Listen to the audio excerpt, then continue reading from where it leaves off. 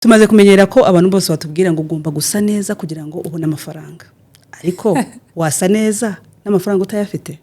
Ndashaka kugira ngo uyu munsi turi mu kiganiro na Lauren ufite brand yitwa Uzi Collection. Twabonye ikiganiro mu cyumweru gishize, mwarabibonye ikiganiro uburyo yatangiye, ariko uyu munsi ndashaka kugira ngo adusobanurire muri no economy ni gute umuntu yasa neza atagiye kwiba, atagiye mu ngeso mbi. Akubanze twibwire. Nitwa Mutoni Rwema Lauren, nkaba ndi mu rwiyemezamirimo muri fashion industry. Nkamaze imyaka 15 mfite brand yitwa Uzi Collection. Ndi umubyeyi, ndi umukristo, ndi naranashatse, ndi n'umunyarwandakazi. Lore, twese turabyumva. Sinibaza ko hari n'umuntu uvuga ngo ngenda ndashaka gusa nabi.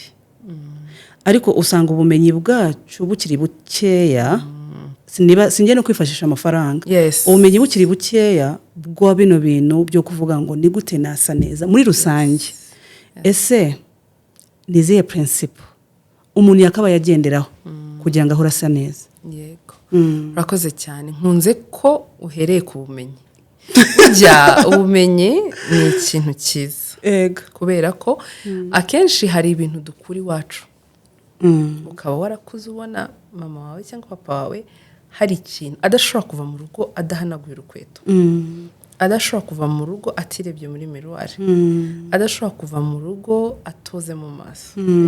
Utwo tuntu duke cyangwa duto ariko dusigara mu mutima w'umwana ukukura. Rero kubera dukurikije n'amateka yo mu Rwanda, abantu babaye ahantu henshi, ukuntu kwinshi, iyo ntago dushaka kubijyamo. Hari rero utuntu duke kandi twinshi twagiye dutakaza kubera ko ntabwo twigiye ku birenge by'ababyeyi bacu bamwe, abandi bigiye ahariho na situation ntabwo ari meze neza nshuti yanjye. Oya hari buriya reka nkubwire, hari basics. Niyo bya bindi wambazaga ngo ubumenyi. Rero basics buriya ni ikintu wigira iwanyu, kuko ntabwo basics ujya kwigira mu ishuri. Rero cyane cyane buriya ijambo ry'Abanyarwanda nkunda ryitwa ngo umwangavu. Iyo umuntu abaye umwangavu ni ukuvuga ngo ni umuntu wanze umwanda, kwanga ivu. Urabona iyo umuntu akiri umwana bakinira ahantu hose yiyanduza, none yatangiye gukura. That's for the first time. Ngoga mbere numvise icyo bimenyeye. Nicyo bivuga. Yego. Iyo umuntu atangiye gukura ababaye umwangavu, donc aba yanze umwanda, yigishwa guca inzara, akiga gukaraba, akiga kwihumura mu maso, akiga kwiborosa neza, twa tuntu twose. Rero basics za mbere ni izo ngizo. Isuku.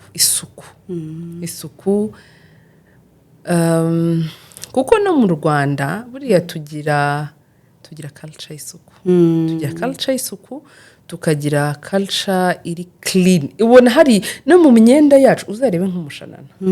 Reka ntitujye kure. Reba umushanana itself aba ari umwenda uri clean. Nubwo wawambara usute umeze ute, you look presentable. So buriya rero kwambara neza ntabwo ari ukubikabiriza. Ntabwo ari amashene menshi, ntabwo ari hotalo, ntabwo ari bya bindi byose abantu bavuga. Kwambara neza niki? Kwimenya. Wimenya ute rero? Karabo hatugoye. Kwimenya rero. Umuntu agomba kumenya uko ateye. Burya imibiri yacu itera bitandukanye. Umubiri wawe ushobora kuba ndi umuntu ubyibushye, undi akaba ari umuntu unanutse. Ukaba uri muremure, undi ari mugufi. Ukaba wirabura, undi ari inzobe. Ukaba ufite imisatsi yindi ikomeye abantu benshi bita injwiri, abandi bafite irende. Ukaba ufite inzara ngufi, abandi bafite ndende. Donc ugomba kumenya details z'umubiri wawe zose kugira ngo umenye ni gute wawambika cyangwa waba friendly to your body. Rero uko ugenda ukura, ubundi umukobwa uko agenda akura akenshi nibwo agenda arushaho kumenya ikimubereye bitewe n'imyaka agezemo. Kuko ntabwo wafata umuteenager ngo umwambike kimwe n'umubyeyi. Ntabwo wafata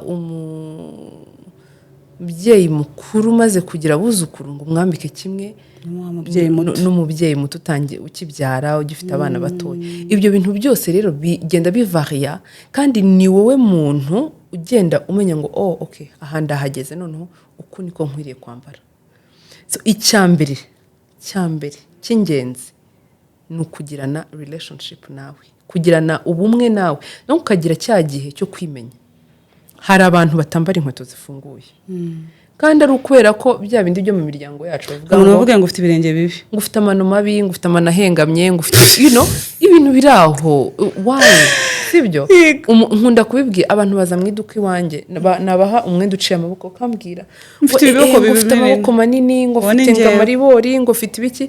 But at the end of the day uwo ni umubiri wawe. Sibyo? Ugomba kuwimbracing, ukawukunda, noneho ugatangira gushakisha ibyo wakwambara bijyanye nawe. Ikindi kintu tuba mu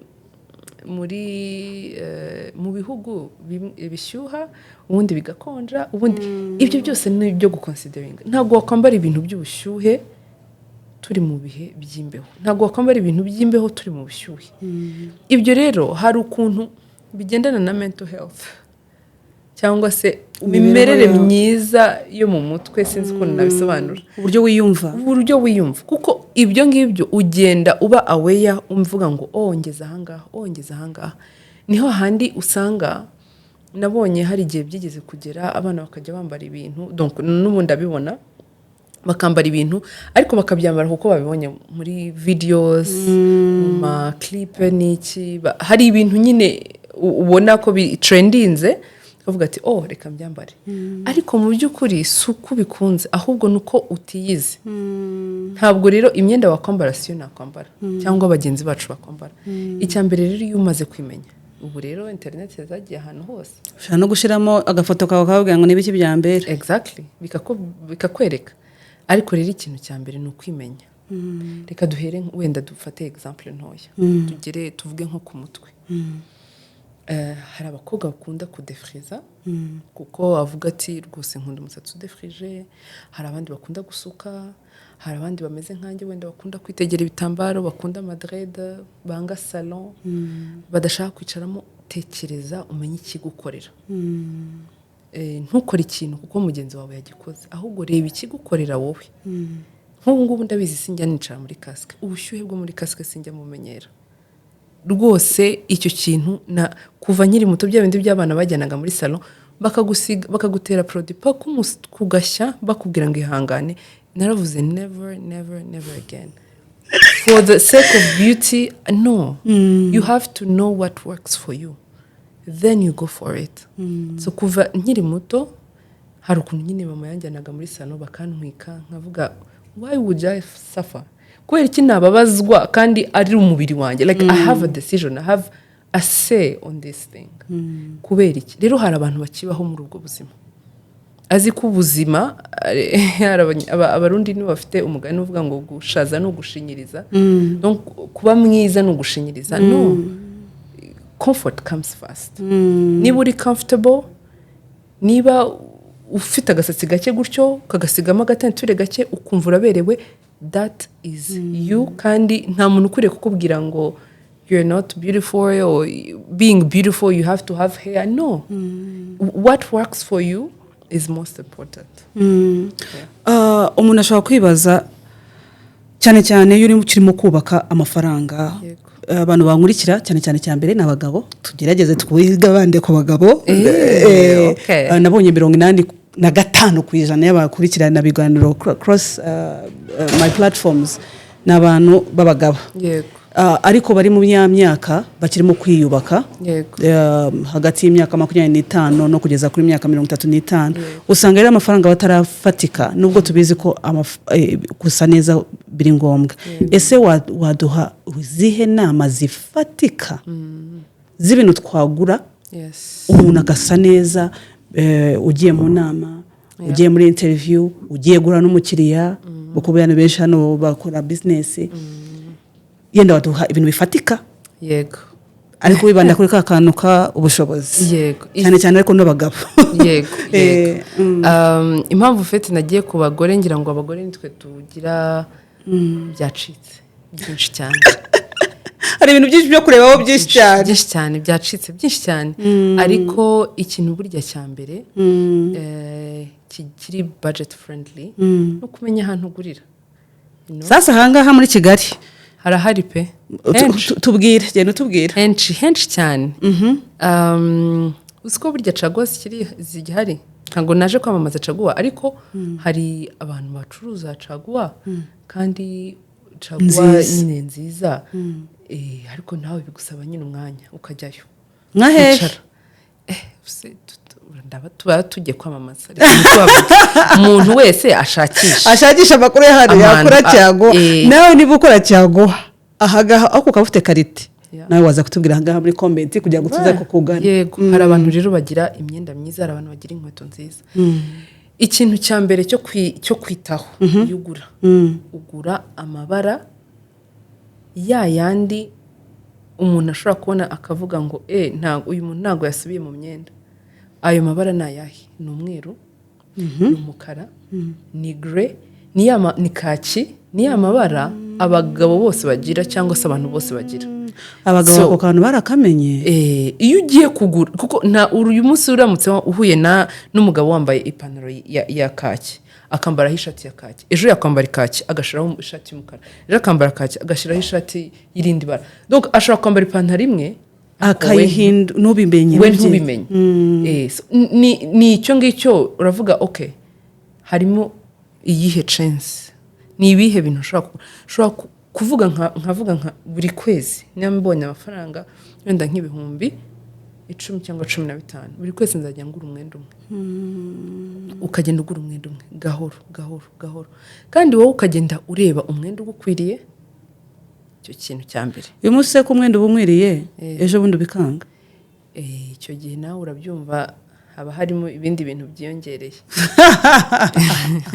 icyo gihe nawe umenya ni iyihe type y'imyenda ngura hari igihe ugura ibintu binini tuvuge ushobora kugura nk'iri kote ukagura ikoti rinini ariko ukaguramo n'udusengeri agasengeri rero kaba gakweduka ushobora kukambarira ku ijipo agakote ushobora gushyiramo agakanzu biterwa rero iyo umaze kumenya umwenda wawe cyane cyane abadamu turahinduka umubiri wacu urahinduka cyane bane kwibaza uburyo aho natangiye mfite ibiro 48 ubu sinshaka kuvuga ibiro mfite gihorere rwose rero hari abantu benshi bastruggling kuri ibyo akagura for an event akagura avuga ngo uyu mwenda ndashaka kuwambara kandi ukamuhenda yamara kwambara muri ubu bukwe ndakurahiye agasha kandi yanawukoresha akahabura kubera iki kubera ko nyine yaguza focusinga kuri uwo munsi ashaka kuwambaraho gusa ariko akibagirwa ko ni umwenda azakomeza kwambara ibihe byose kandi buriya dufite ukuntu abanyafurika cyangwa se abanyarwanda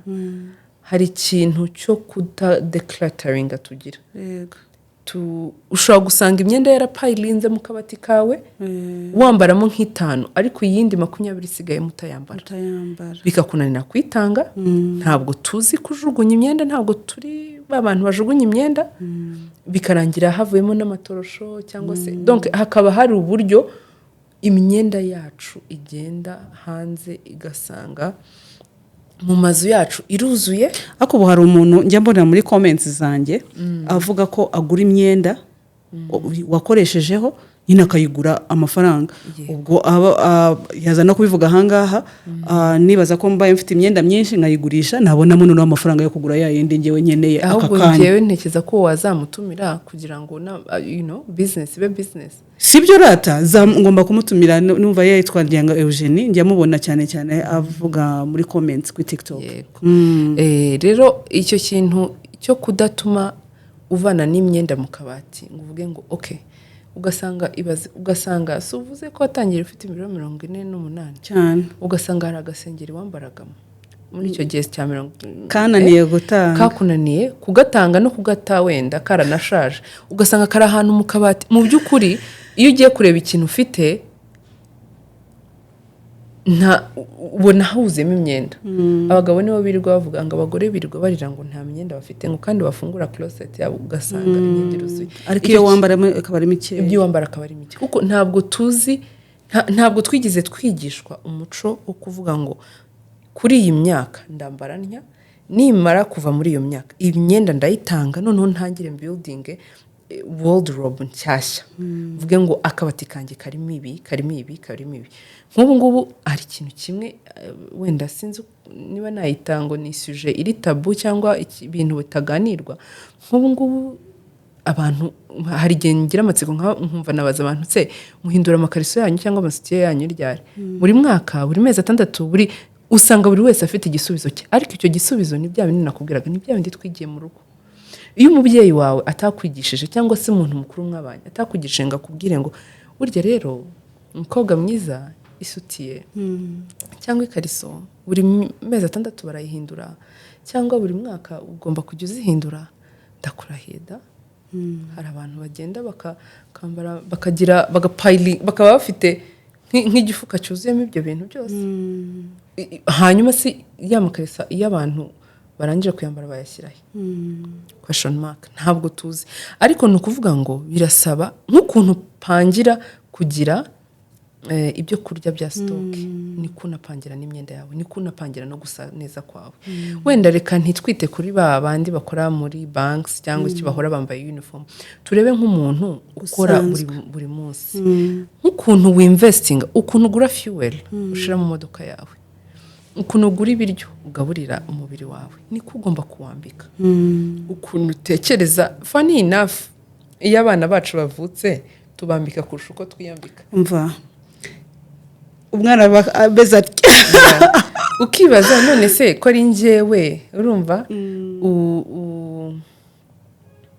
ujya gushaka ayo mafaranga cyangwa ujya gukora kubera iki ntagura niki donc usanga ari umuco ntago twawitoje ntago twawutojwe hari igihe wagurirwaga urukweta rukurundi rwacitse ndakurahiye umuco ntabwo uzawugira wo kugura inkweto uvuga ngo urunda rujyana aha urunda rwambarisha iki ngiki uvuge wenda ngo mu mwaka nshobora gukoresha wenda nk'inkweto 10 cyangwa 15 uvuge ngo this is the budget ndabizi ko nshobora kuzambara urukweto rukagira ariko ugasanga sibyo ufite utundi budget tw'ibindi bintu byose ugahura n'umuntu ufite akazi keza ufite urugo rwiza utwaye imodoka nziza ariko utiyitaho ufite urukweto rwashaje ufite wambaye ishati y'amashati y'abagabo akunda kuza agacika hano by the way mfite dry cleaner hari ikindi kintu abantu abantu batajya baha agaciro ego gura umwenda wawe uhenze ariko dry cleaner buriya siza abakire Lore ndeka nyine nkubwire experience sibyo gura umwenda uhenze waguze ikanzu yawe y'ibihumbi 120 sibyo uhaye wa mukobwa wawe mwiza cyangwa wa muhungu wawe ndaje babwira ugeze kumva mubana urawumuhaye ngo mesera akitangira kumesa umuntu aramuhamagaye ahise agenda wa mwenda usize ku izuba muri omo ndakurahiye uwo mwenda ushobora gusanga wahinduye ibara bya bihumbi byawe 120 bigahita bihira aho ngaho utange ngo bawutere barawuguha wahiye kubera ko kujya gutera yibuke ko hari inkono ishiririye asigeho ipasi yirukanka niyirukanka aragaruka umwenda wahiye so kwambara neza birahenda gusa neza ni mu mutwe no kubigirira gahunda kamubwira ko gastore naza kukibagirwa kadro ngaho mu makuru ku mwenda hari umuntu nari ngiye kwambarira ndiwe Marene hari iyo story nayenze ariko bwira abatureba ikanzu rwose twagiye twayishakishije urumva umuntu ugiye kwambarira umugeni ubusa neza pe umwana w'umukobwa ikanzu twayimeshe niho umukobwa kugira ngo ajye kwigorora namubwiye yes namubwiye ngo ajye kugorora mu gihe ndi mu kwitunganya gukaraba mukanya ngiye gukaraba mvuye mu gukaraba ndamuhamagaye ngame yakanzu akumva yari iri ku mugozi agiye kuyigorora arayima ntiyagira ikintu ambwira ngiye kwambara nsanga hariho icyobo kinini ndikanga namwe byagenze bite ndamuhamagara namwe ngo nabonye ngo itaruma ngo ngenda nyishira hejuru ya gaze kumwe nyine oya yibona nari oh my goodness oh my god ayishizeho kubera ko ari polyester irafatwa umuriro urafata ariko ntiyagira n'ikintu ambwira imodoka yari ije kudutwara ngo tugende mu bukwe yari imaze kuhagera ibyasubiyeho sinanabimubwira ariko I had to improvise nagombye gutekereza okay siniho kandi ikintu nambaye ariko ntabwo nasaga neza nk'uko byakabaye bimeze ubwo neza ko nayo twari umwenda muri dry cleaner ariko ubundi dry cleaner zikora gute n'amafaranga angahe ko nanabizi neza ngiye amafaranga menshi n'ukuri it's a range of let's say from 1,500 1,500 ukakomeza iki nk'ishati y'abagabo agatopu kawe keza ariko Lore ubu koko imyenda yose twayizana muri dry cleaner none tube abanyakuri nyine wa mwenda mwiza cyane no wakabayuzana yego kandi reka nkubwire uzi ko ushobora no kugura umwenda muri caguwa sibyo mwiza abantu bazi kureba imyenda myiza ubwo wenda tuzabivugaho ubutaha hari ibitambaro byiza let's say nka cotton nka linen n'ibindi sibyo none ugafata wa mwenda mwiza uzi ko ushobora kujyana muri dry cleaner ukaruta n'umwenda umuntu yaguze mu iduka kuko muri dry cleaner habamo product zituma indodo zongera kugira imbaraga ubuzima amazi ntabwo ashiramo abona ko kunda amazi ashira amanuka gutya iyo wayanitse itagiye mu mashini imashini irakamura ku buryo umwenda usigara usa nkaho wumutse ukashyira ku izuba iminota mikeya warangiza ugatera ipasi none se wibaza ko aba bantu iyi myenda bohereza yacaguwe bigenda bite abantu bayimeshesha amamashini niyo mpamvu umuntu agenda akabona imyenda ikiri mishyashya kandi bayimananye imyenda kandi barayambaye twebwe rero izuba izuba riri gukorera akazi ariko wanzana omatari nziza almost nta kibazo cyayo ariko iminota ibintu byose ntubona ko mu mashini biba biri time dese ni iminota 5 ni iminota 10 ni iminota 15 hanyuma umwenda ukavamo none urashaka gufata imyenda wavanze n'amabara yose ushaka gukora melange uyisige ku izuba amasaha 5 urangiza guteka ipantaro niba yasaga pinki izasa umweru ikoti niba ryasaga umukara uzahambwira nyine hazavamo irindi bara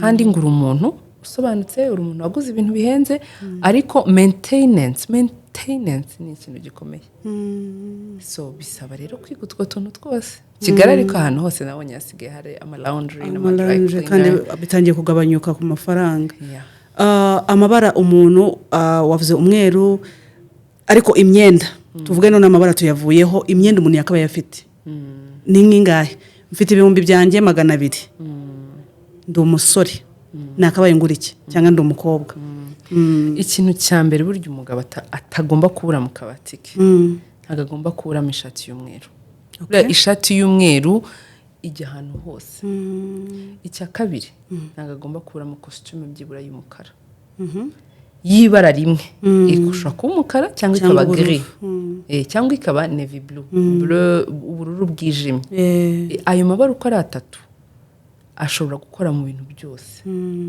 icya gatatu ushobora kugira ipantaro ya kaki uri ipantaro ya kaki ijyana n'amabara menshi cyane iyindi bara ry'ishati ushobora kugira a sky blue cyangwa se a blue color iryo bara rijyana n'ibintu byinshi tugakurikizaho inkweto z'umukara buriya z'abagabo zijyana n'ibintu byinshi tukongeraho amasogisi abagabo bakunda reka nkubwire ibintu unyamona se wambaye na pink reka nkubwire njya mbona hari abantu njya mbona bambara amasogisi ameze nk'ay'abana yego muri costume no mu nkweto y'umukara nanjye kureba amasogisi yambaye mubabarire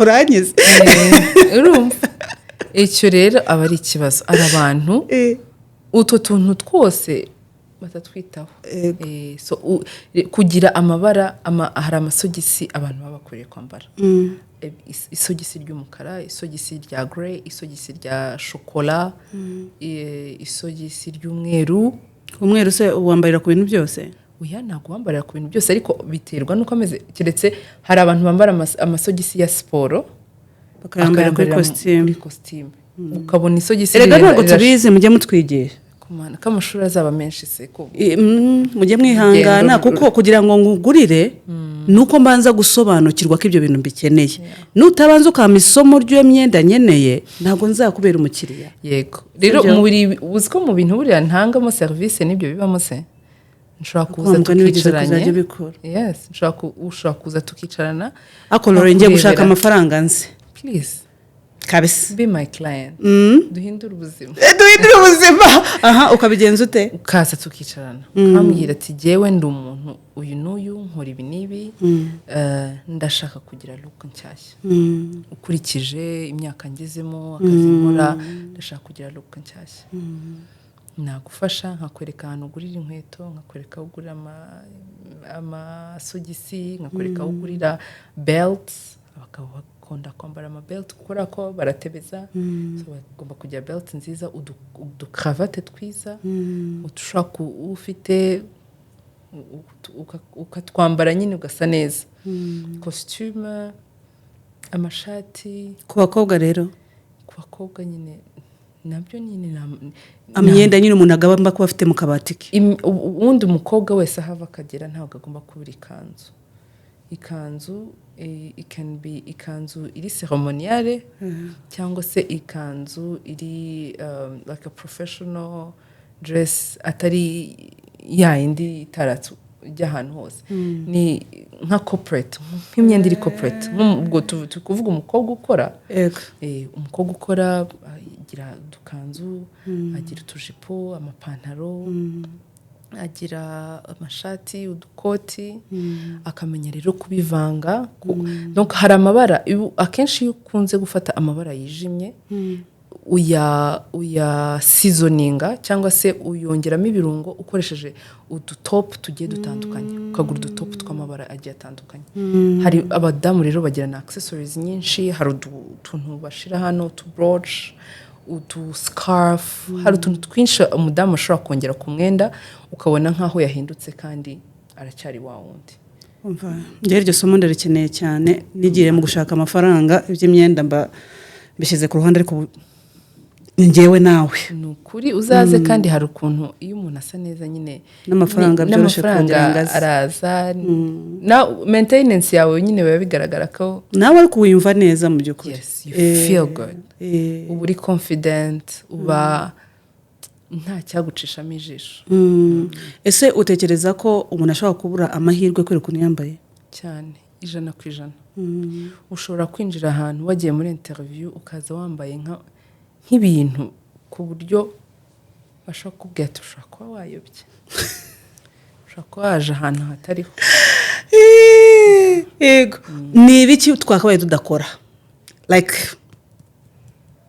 n'ibintu bimwe uvuga ngo wapi muri fashion ntago bivamo icya mbere ni ukwigana abandi ibyo rwose abantu bakwiriye kubireka ntabwo wakwigana undi muntu udateye nkawe utameze nkawe ngo ukore nk'ibyo ikindi ni ukumenya ibyo twambara mu gihe tubyambarira ndakurahiye hari igihe njya mpura n'umuntu saa sita z'amanywa yambaye boots yambaye kamini jipe n'agakoti ari mu mujyi ari mu muhanda nkibaza winter yaje hano muri Kigali nkibaza hari ibintu bibaza none se tuzasa n'abari abahanzi none se ko abahanzi rega usko iri ari imyenda y'akazi se nk'ukuntu umuntu ajya muri banki agasanga abantu bambaye costume nese wari wajya mu isoko ugahura n'umuntu wambaye costume ari gucuruza sinzi inyanya n'iki hari imyenda ijyanye n'ahantu n'akazi ibintu rero abantu bakora ni ibyo ngibyo bafata ibintu